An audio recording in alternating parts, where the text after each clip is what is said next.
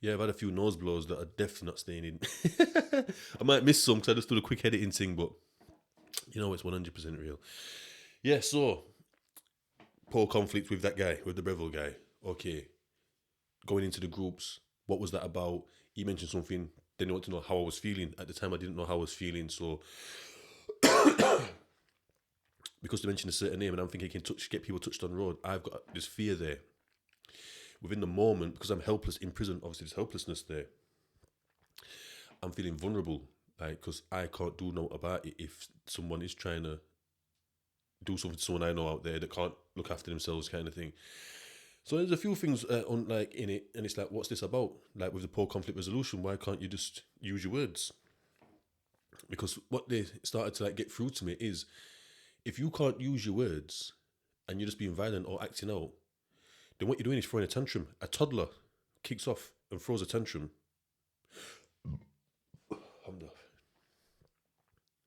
A toddler kicks off and throws a tantrum because they can't use their words. When the child grows up a little bit more, they start to use the words more and ask questions and explain things. And but so I'm thinking to myself, wow. So all them times I've like kicked off in that, yeah, man weren't a bad man. I thought I was a gangster. You know what I mean? Like, you're trying to tell me that I'm just a toddler. Like I'm just kicking off like a bit. And I thought, you know what? I believe that because I couldn't use words. I couldn't speak. In conflict, I couldn't speak. It was either beef or no beef. Like, just forget it. Like, there's nothing at all happening. Or there's no conflict rising and we're arguing. Like, that's why I always rate my bridging. A couple of my bridging still, they can be like face to face with man, just arguing to death. I've never been able to do that, me. Never. At that time. Like, I had to, it was only action, could only ever be action. But then it got me thinking, obviously, we're talking back to the household. You know where we're going. Mommy, cover your ears. Also, big up my mum. You know, uh, yeah, so just a little sidebar, as I always do. You know what I mean? This isn't anything that I say about my parents and that. It's just explaining a situation that's happened that's kind of left an imprint on me and I haven't been able to process it, which has kept like an emotional blockage where I've then had certain behaviors when that thing arises in the future or in the present, should I say. Went to the TC, the therapeutic community, was able to process this, remove that emotional blockage, and move on and develop new skills and new ways of dealing with things because the old reaction wasn't working, so I created new responses. So like I'm not getting onto them, not trying to make them look bad, nothing like that. Just is what it is. Like I said, they weren't trying to be bad. They're just reacting from their trauma, from lack of understanding. That's all it is. And their parents, same lack of understanding, their own trauma, and boom, boom, boom, boom, boom. So it's all generation, it's all breaking it. You know, it's creating. We need to break the cycle of like, you know, I'm possibly thinking most of us that are watching this, this is just a guess. Working class, you know, the ones there, working class. We're broke and we're destined to be poor because we've got a poor mentality. Do you know what I mean? We don't know about wealth, we know about riches, so we want money and not assets. We think cash is a thing, but cash is a depreciating asset. So when we're on road, bussing, trap, you know, jacking, it's just all for cash. That's just a depreciating asset. What you could get for £1 when I was a kid is no compared to what, like, you know, these kids are waiting for fivers and that. I remember being happy with 50p. No, like 4, 5, 7, even 8 years old, 50p pound, £2. These kids are wanting at least a fiver and they think it's no. I can't believe it. I says.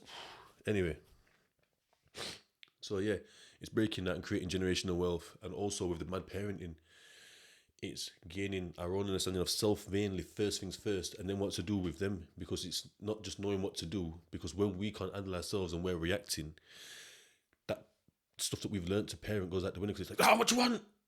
Just shut up. Just go and play. Just go into your room. When that's the reaction, we need to be responsive and not reactive. Fuck you. Anyway, so yeah, back to the household. Hey up, mummy. Yeah. So yeah, reactive household. People becoming frustrated and showing it, verbalizing it. Do you know what I mean? Whether it's with yourself or with someone else, you've seen it all day long. So like, there is no like, there was never no. I was speaking to someone recently actually about like some stuff like just blowing things out of proportion. Like, oh, TV's broke now. Let's buy a new one. It was different, but it's different now. We can buy new ones, but back then money was tight up, and so that's might be a bit of an extreme one. But now it's just like we'll buy a new one. We've got the money's there. Like we'll just get a new one. Like there is no like big. Oh, the only thing is like we can't watch it now, but we can just watch our phones for the meantime or whatever. And there's more TVs in the house anyway, but this everything just get blown out of proportion. Oh, well, that's broke now. What we're gonna do? Oh, lost that. Have you lost that now? Oh, it's like they were just making. So that's just focusing on the problem. So it's like, so the new my mindset now, because I was the same. I'd be like that. Oh, you fucking what the fuck, man? Do you know what I mean? Argue with the person, blame and this and that, blah blah. This is creating more friction and more. It's just spreading out this ripple effect of negativity and just wrong focus. So it's just focusing on the problem there. That's been problem centered. Rather than being solution based. So